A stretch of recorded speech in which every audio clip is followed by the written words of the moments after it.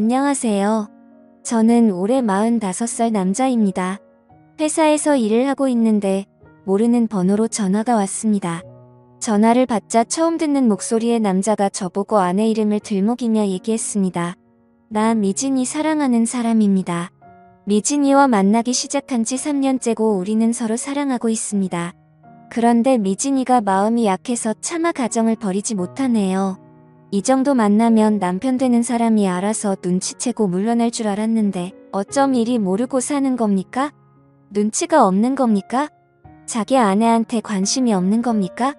어떻게 자기 아내가 매주 다른 남자를 만나고 오는데 3년이 돼도 모르고 있어요.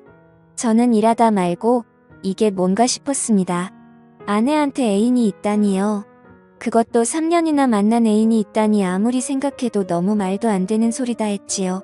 진짜 애인이라고 쳐도 상간남이 전화가 와서 내가 네 아내 애인이라고 얘기하는 게 이게 상식적으로 말이 안 되는 소리 같아. 순간 이거 신종 사기 전화구나 했습니다. 개인정보 빼가서 내 전화기에 있는 가족들 전화번호로 내 가족인 척 친척인 척 하는 사기 전화가 많다고 하더니 이것도 그 비슷한 종류의 스팸이라고 생각했던 거지요. 그래서 저는 야, 너 뭐야? 너 보이스피싱이지? 했더니 그 남자가 아주 신경 거슬리게 웃더니 전화를 끊어버렸습니다. 저는 기분이 아주 찝찝하고 더러웠지만 그냥 그렇게 끊는 걸 보니 스팸이 맞나 보다 생각하고 털어버렸습니다. 그리고 그날 저녁 아내한테 가서 당신 애인 있어? 당신 애인이 전화 왔던데. 나 미진이 애인이라고 했더니 아내가 그게 무슨 말이야 무슨 말도 안 되는 소리야 했습니다. 그래서 제가 당신이 그렇게 얘기할 줄 알았어. 나도 똑같이 얘기했어. 무슨 말도 안 되는 소리냐고 내가 보이스피싱이지 하니까 웃으면서 전화를 끊어버리대. 요즘 스팸 무서워. 내 개인정보는 대체 어디서 빼가서 사기를 치는 거야. 정신 바짝 차리고 살아야 돼 했더니 그러니까 모르는 전화 받지 마. 요즘은 전화만 잘 못 받아도 개인정보 다 빼간다잖아. 암튼 빨리 끊어 다행이지 뭐야 하더군요. 그래서 저는 참 별일 다 했다. 앞으로는 모르는 번호 아예 안 받아야겠다 했지요. 그리고는 그 전화는 잊었습니다. 제 입장에서 봤을 때 정말 말도 안 되는 소리였으니까요. 그 전화를 받고 일주일 뒤 모르는 번호로 또 전화가 걸려왔습니다. 가만 보니 일주일 전에 걸려왔던 그 번호 같더군요. 그래서 저는 보이스피싱이라 생각하고 전화 끊어버렸고 며칠 후 또 전화가 걸려오기에 아 이거 진짜 끈질긴 놈이네 하고 또 전화를 끊어버렸지요. 저는 혹시나 실수로 이 전화를 받게 될까봐 보이스피싱이라고 번호도 입력해 놓았습니다. 그런데 그 보이스피싱이 장난이 아닌 겁니다. 똑같은 번호 비슷한 시간대에 하루에 한 통씩 전화가 걸려오는 겁니다. 요즘 보이스피싱은 원래 이런 식으로 하는 건가 원래 이렇게 끈질긴가 싶었지요. 그런데 아무리 생각해도 보이스피싱 치고는 한 사람한테 너무 공을 들인다는 생각이 들었습니다. 그것도 이미 보이스피싱인 것을 눈치챈 사람한테 이렇게까지 하는 건 좀 이상하다 싶었지요. 끝도 없이 전화가 오는 것도 이상하고 비슷한 시간대에 전화가 오는 것도 이상하고 진짜 뭔가 있나라는 생각이 들더군요. 그 사람 전화가 보이스피싱이 아니라면 아내한테 진짜 애인이 있다면 그 사람이 진짜 아내 애인이라면 믿을 수도 없고 믿고 싶지도 않았지만 불가능한 일은 아닌 것 같았습니다. 그 후로 저는 아내를 유심히 살펴봤습니다. 그런데 아내는 평소와 같았습니다. 아침이 되면 다 같이 아침을 먹고 아이는 학교로 저와 아내는 일터로 나갔습니다. 아내는 아이를 낳고 나서 경력 단절로 일자리를 구하기 힘들어 옷가게에서 일을 했는데 아이도 챙기고 저녁도 해야 한다며 낮에 몇 시간만 일을 한다고 하더라고요. 그래서 돈은 별로 많지 않지만 돈을 많이 버는 것보다 가족들 챙기는 게 더 중요한 것 같다며 아이가 어린이집에 다니기 시작할 때부터 5년째 그 일을 하고 있습니다.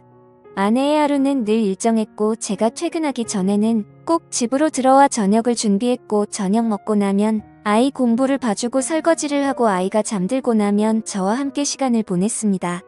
평일에는 오늘 하루 종일 서 있어서 피곤하다며 그냥 잠들 때가 많지만 주말에는 꼭 저와 달콤한 시간을 가졌습니다. 아내는 바람이 날 이유도 없었고 전혀 바람 피우는 사람 같지도 않았습니다. 아내가 다른 남자와 바람이 났다고 하기에는 우리 집은 너무나 평온했습니다. 그런데 계속 걸려오는 전화에 기분이 찝찝한 건 어쩔 수 없었습니다. 그러다 며칠 잠잠한가 했는데 보이스피싱이라고 입력된 번호로 전화가 또 걸려왔습니다. 저는 전화를 받을까 말까 하다가 이게 뭔지 진짜 보이스피싱이 맞는지 확인은 한번 해봐야겠다 싶었습니다. 그래서 전화를 받았지요. 처음에 받았을 때는 별 생각 없이 받아서 몰랐는데 다시 받아보니 이 사람이 한 전화는 공중전화 같았습니다. 내가 전화를 받으니 통화하기 진짜 힘든 사람이구만. 이제야 전화 받아요? 지금까지 정말 내가 헛소리했다고 생각한 모양이네. 그런데 오늘은 전화 왜 받았어요? 가만 보니 아내가 바람피는 것 같죠? 하더군요. 당신 뭐야 뭐하는 사람이야? 했더니 나 당신 아내 애인. 당신보다 더 당신 아내를 사랑하는 사람입니다. 하더군요. 이거 미친 사람 아니야. 야, 너 뭐야? 너 왜 자꾸 이따위 전화하고 그래? 이유가 뭐야? 너 이거 내 번호도 아니지? 더 이거 공중전화에서 전화하는 거잖아. 이거 완전 사이코패스 아니야? 지금 뭐 하자는 수작이야? 저도 모르게 소리를 쳤습니다. 왜 나한테 화를 내요? 화를 내려면 당신 아내한테 화를 내야지. 나는 당신 아내가 다른 남자와 바람이 났다는 거 얘기해주는데 고마워해야 하는 거 아닌가? 그렇게 속고 살면 완전 호구지. 정말 모르는 거예요? 그냥 적당히 눈 감아주고 모른 척하는 거예요? 했습니다. 이거 완전 또라이 아니야? 너 지금 나 협박하는 거야? 내 말이 사실이면 공중전화로 하지 말고 나하고 만나. 아내하고 3자 대면에서 사실인지 협박인지 확인해보자고. 만나면 3자 대면에서 사실이면 그때는 당신 아내하고 헤어질 건가? 그게 약속하면 내가 앞에 나타나지. 순간 뭐라고 할 말이 없었습니다. 만약 3자 대면에서 저 사람 말이 사실이라면 진짜 내 아내가 제 남자 애인이라면 갑자기 아내와 헤어진다는 것은 상상도 할 수 없는 일이었습니다. 그래서 제가 말했습니다. 나는 내 아내를 믿고 당신 말이 사실이라고 생각하지 않아. 하지만 이렇게 전화해서 얘기를 하는 데는 그만한 이유가 있을 것 같은데 나 생각할 시간이 필요해. 내일 다시 전화를 주면 내가 3자 대면을 할지 말지 결정할 테니까 내일 다시 얘기했지요. 저는 이름도 얼굴도 전화번호도 모르는 그 남자 때문에 머리가 터질 것 같았습니다. 그 남자는 누군지 도대체 나한테 왜 이러는지 알아야겠다 생각이 들었습니다. 어떻게든 끝을 보지 않으면 절대 끝날 것 같지 않았습니다. 저는 우선 아내와 얘기를 해봐야겠다 싶었지요. 제가 제일 믿는 사람도 아니고 그 누구보다 믿어야 할 사람도 아니니까요. 저는 아내한테 그날 있었던 일에 대해 얘기를 했습니다. 그리고 물었지요. 어떻게 된 거야? 솔직히 말해줬으면 좋겠어. 당신한테 진짜 애인이 있는 거야? 만난 지 3년이나 됐다는데 지금까지 날 속이고 남자를 만났던 거야? 그랬더니 아내는 아니야. 애인이라니 무슨 말도 안 되는 소리야. 내가 왜 애인이 필요해? 내가 무슨 애인이 있다고 그래? 어떤 미친 인간이 그런 얘기를 한 건지 모르겠는데 이름도 모르고 얼굴도 모르는 사람 얘기를 믿겠다는 거야? 나를 믿어야지. 나 정말 그런 거 없어. 그래 나도 당신을 믿어. 그런데 그 사람이 그러는 데는 이유가 있을 거잖아. 누군지 정말 몰라? 누군지 짐작하는 사람도 없어. 물었더니 아내 눈빛이 살짝 흔들리는 것 같았습니다. 그래도 아내는 그 남자에 대해서는 입을 열지 않았습니다. 그럼 나 한 가지 부탁이 있어. 당신 전화기 한번 보자. 문자, 사진, 통화 내역 모두 다 보여주면 당신 말 믿을게. 그랬더니 아내는 바로 전화기를 열어서 보라고. 도대체 뭐가 있냐고 이래도 나를 못 믿겠냐고 했습니다. 정말 아내의 전화기에는 다른 남자와 찍은 사진 한 장도 없고 낯선 전화번호도 없었습니다. 문자도 전화도 저랑 가족들 외에 특별히 연락을 주고받은 흔적도 없었습니다. 정말 귀신에 홀린 기분이 들었지요. 아내는 절대 애인 같은 건 없다는데 그 남자는 끝까지 자기가 아내 애인이라고 하니 기가 막힐 노릇이었습니다. 솔직히 이제는 누구 말이 진짜인지 누가 나를 속이고 있는 건지 판단할 수도 없었습니다. 당연히 아내를 믿어야지 싶다가도 도대체 밖에서 무슨 짓을 하고 다니기에 이상한 사람한테서 전화가 오나 아내가 의심스럽기 시작했습니다. 저는 밤새도록 한숨도 잘 수가 없었습니다. 우선 그 사람을 만나지 않는 이상 답은 나올 것 같지 않았습니다. 그렇다고 그 남자가 내거는 조건을 무조건 받아들이고 아내와 선차 대면을 할 수도 없었습니다. 어떻게 할까 수도 없이 생각하고 또 생각했죠. 저는 그 남자가 비슷한 시간에 전화하는 공중전화 위치를 확인해 보기로 했습니다. 저는 114 홈페이지로 들어가서 그 남자의 공중전화 번호를 찍었습니다. 도로명 주소와 함께 지도에 정확한 위치가 표시되었습니다. 그곳은 우리 집에서 40분 정도 떨어진 곳이었습니다. 그 남자가 내일 다시 전화하기로 했으니 분명 내일 비슷한 시각에 그 남자는 저에게 전화를 할 것이고 저는 현장으로 가서 그 남자를 붙잡고 이판사판 어떻게든 결론을 내기로 했습니다. 늘 전화가 오는 시각은 12시에서 1시 사이 저는 회사로 출근했다가 조퇴를 하고 그 남자가 전화하는 공중전화로 갔습니다. 저는 근처 커피숍에 앉아서 그 남자가 전화하길 기다렸습니다. 정확히 남자는 12시 58분에 전화를 했습니다. 전화가 울리자 바로 전화를 받고 공중전화로 발걸음을 옮겼습니다. 역시나 허름한 공중전화 안에 웬 남자 한 명이 전화를 걸고 있었습니다. 그 남자가 저에게 생각 많이 해봤냐고 어떻게 할 거냐고 묻더군요. 그래서 나는 내 아내를 조금도 의심하지 않고 내 아내는 절대 그럴 사람이 아니다. 그러니 미친 짓 한 번만 더 하면 경찰에 신고해서 가만두지 않을 거라고 했지요. 그랬더니 그 남자는 또다시 너무나 기분 나쁜 소리로 웃으면서 어떻게 그런 여자를 믿지 다시 생각해봐 그 여자 장난 아니야. 내 말 믿고 싶지 않은 모양인데 너는 미진이를 몰라? 내가 미진이를 정말 잘 알아. 우리 정말 그렇고 그런 사이야 했습니다. 저는 당장 달려가 멱살을 거머쥐고 죽도록 해주고 싶었지만 억지로 끓어오르는 화를 눌렀습니다. 그 남자의 집이든 직장이든 뭐든 알아내야 했으니까요. 그 남자는 저에게 남편을 속이고 다른 남자와 놀아나는 그런 여자를 어떻게 믿으려고 그러냐며 다시 잘 생각해보라는 말을 남기고 전화를 끊었습니다. 그 남자는 전화를 끊고 발걸음을 돌렸습니다. 저는 그 남자의 뒤를 멀찌감치 밟았고 그 남자가 들어가는 곳은 무인 모텔이었습니다. 아무도 없이 혼자 들어갔습니다. 저는 일단 기다려보기로 했지요. 그리고 잠시 후 한 여자가 모텔로 들어섰는데 저는 얼굴을 보고 숨이 탁 막혔습니다. 그 남자가 들어가고 난 후 얼굴을 나타낸 그 여자는 제 아내였습니다. 저는 이 상황을 믿을 수 없었습니다. 이렇게 되면 그 남자의 말이 모두 사실인 셈이었지요.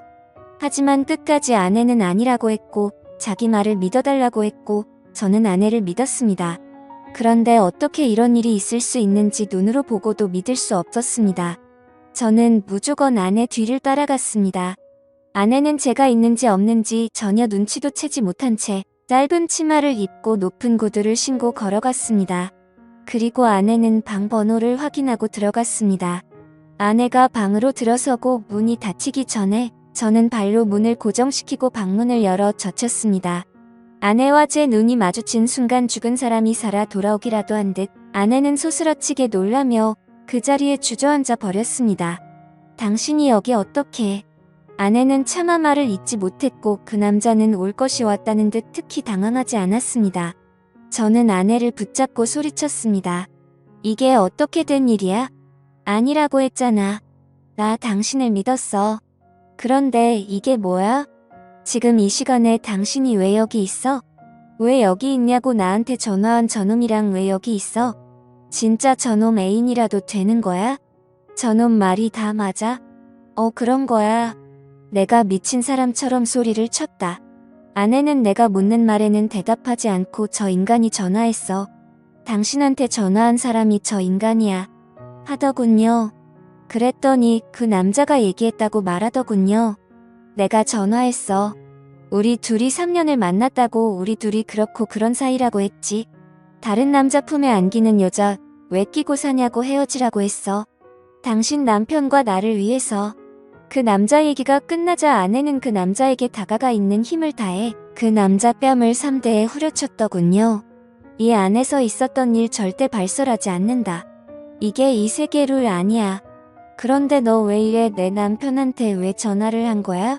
얘기해서 뭐하게 도대체 뭐 하자는 거야? 도대체 왜 그랬냐고 아내가 울고 불고 소리쳤습니다. 자꾸 만나다 보니 내가 좋아져서 너를 사랑하게 돼서 그래서 다른 남자하고 공유하고 싶지 않아서 왜 그러면 안 돼? 그러니까 내가 이중생활 그만하라고 했잖아. 그만하고 그냥 나랑 살자고. 이 남편하고도 헤어지고 그냥 나랑 살자고 몇 번이나 말했어. 일 그만두면 내가 버는 이 돈 몇 배로 준다고 내가 얘기했잖아. 그 남자 말이 끝나기도 전에 아내는 그 남자 뺨을 한 대 더 올렸습니다. 나 아이가 있다고 몇 번을 말했어. 내가 비록 여기에 돈 벌러 나왔지만 가정은 깨고 싶지 않다고. 나는 내 남편도 사랑하고 내 아이도 사랑해. 그러니까 우리 사이는 여기까지라고, 돈을 받고 만나는 사이 그 이상도 아니라고 했잖아. 그런데 왜 이래? 왜 이렇게까지 하는 건데? 내가 절대 안 된다고 했잖아. 그럼 나는 언제까지 너를 다른 남자들하고 공유해야 하는데? 왜 내 마음을 몰라주는 거야? 나 정말로 더 사랑해. 진짜 사랑한다고 둘이 대화하는 꼴을 보고 있자니 피가 거꾸로 솟는 것 같았습니다. 저는 모텔 안에 있는 TV 쓰레기통 탁자 다 집어던져 버렸습니다. 아내는 그동안 돈을 받고 이딴 짓을 하고 있었던 겁니다. 저한테는 옷가게에서 일한다고 해놓고 아내는 이곳으로 출근을 했던 겁니다. 저 대단한 회사는 아니지만 중견기업에 다니고 있고 한 달에 400만 원 정도 월급 받고 있습니다. 보너스, 휴가비, 교통비는 별도로 받고요. 저 지금까지 일하면서 한 푼도 안 쓰고 아내한테 그 월급 다 가져다 주고 저는 필요한 만큼 아내한테 돈 받아서 썼습니다. 필요한 돈이라고 해봐야 가끔 쓰는 술값, 친구, 친척들, 경조사비 정도였지 저는 별다른 취미도 없어서 돈을 많이 쓰는 스타일도 아니었습니다. 딸 하나 키우고 우리 셋이 살면서 대단히 넉넉하지는 않아도 충분히 살 수 있는 돈이었습니다. 그래도 아내가 옷가게 나간다고 할 때는 잠깐 나가서 일한다니까, 아무래도 조금이라도 보탬이 되면 생활이 훨씬 나아지니까 그러라고 했던 겁니다.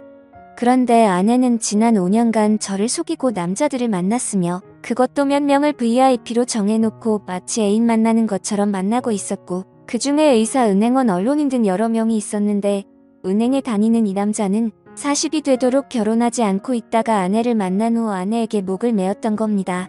저는 아내에게 물었습니다. 왜 이랬냐고요. 이렇게 돈 벌지 않아도 먹고 사는 듯 부족하지 않은데 왜 이렇게까지 돈을 번 거냐고요. 그랬더니 아내는 처음에는 전화 통화만 하는 일인 줄 알고 시작했다고 했습니다. 그런데 전화방을 하다 보니 자연스레 만나게 되고 만나다 보니 단골이 생기고 돈이 생기더랍니다. 하루에 적어도 30만 원, 많이 벌 때는 100만 원씩 벌다 보니 도저히 이 일을 그만둘 수 없었다고 하더군요. 그래서 제가 그랬지요. 당신은 지금 내 앞에서 돈 핑계를 대고 있지만 진짜 이유는 돈이 아닌 것 같아. 이 일이 참 적성에 맞아 보여. 내가 몰랐네. 10년을 넘게 살면서 당신 적성에 맞는 일이 이런 일인 줄 꿈에도 몰랐어. 적성에 맞는 일 찾았으니 일 열심히 해야지. 앞으로 열심히 이곳에 드나들면서 열심히 돈 벌어봐. 조금이라도 젊었을 때는 이렇게 돈 벌고 나이가 들면 또 다른 장소를 찾아 헤매면서 돈을 벌게 되겠지. 나는 여기까지고 내 딸하고 당신도 여기까지야. 그 더러운 짓으로 내 아이를 만들고 우리 가족을 위한답시고 음식을 만들지 마. 토할 것 같아. 그리고 당신이 연락하는 단골들 이름과 연락처 내놔. 안 그러면 당신 죽을 때까지 내 딸 얼굴 못 볼 줄 알아. 그렇게 아내는 저에게 세컨폰을 건넸고 아이에게는 죽을 때까지 비밀로 해달라고 했습니다. 그래도 딸 앞에 부끄러운 줄은 아는 모양이었습니다. 세컨폰을 보니 안내의 바깥 행적이 그대로 다 나타나 있었습니다. 다른 전화기로 연락을 하고 있었으니 아내의 전화기는 깨끗할 수밖에 없었던 겁니다. 저는 저에게 연락한 그놈을 상대로는 전화통화 내역과 연결책을 잡아 소송을 걸었고, 다른 사람들도 전화 연락 문자 주고받은 증거들을 모아서 소송을 걸었습니다. 그리고 그 사람들 주소를 알아내 한 명 한 명 집으로 찾아가 당신들 남편이 대낮에 뭐라고 다니는지 다 알려주었습니다. 고상한 척, 좋은 아빠, 좋은 남편인 척하면서 당신들 남편 어떻게 살고 있는지 한번 보라고요. 낮에 열심히 회사에서 일하는 척하면서 돈을 뿌리고 다니는 사람들이다. 그런데 당신들은 남편이 뭐하고 다니는지 꿈에도 생각지 못했을 거다. 대낮에 모텔 드나드는 당신네 남편들 잘 살피고 관리 잘 하시라고 얘기하고 나왔습니다. 그 이후 아내는 미안하다부터 시작해서 절대 앞으로 그러지 않겠다는 말까지 수도 없이 용서를 빌었지만 저는 도저히 아내를 받아들일 수 없어서 아내와 결국 헤어졌습니다. 아내는 돈 버는 게 무슨 죄냐고 악을 썼지만 저는 그렇게 돈 버는 것은 죄라고, 특히 가족들에게는 용서받지 못할 죄라고 얘기해주고 그 후로 연락을 끊었습니다. 그 일이 있은 지 1년이 넘었지만 저는 그 충격이 너무나 커서 지금도 자다가 벌떡 일어나지만 나와 딸을 위해서 최대한 잊으려고 노력하고 있습니다. 앞으로 다른 여자는 못 만날 것 같고 우리 딸과 행복하게 잘 살고 싶습니다. 지금까지 제 사연을 들어주셔서 감사드려요.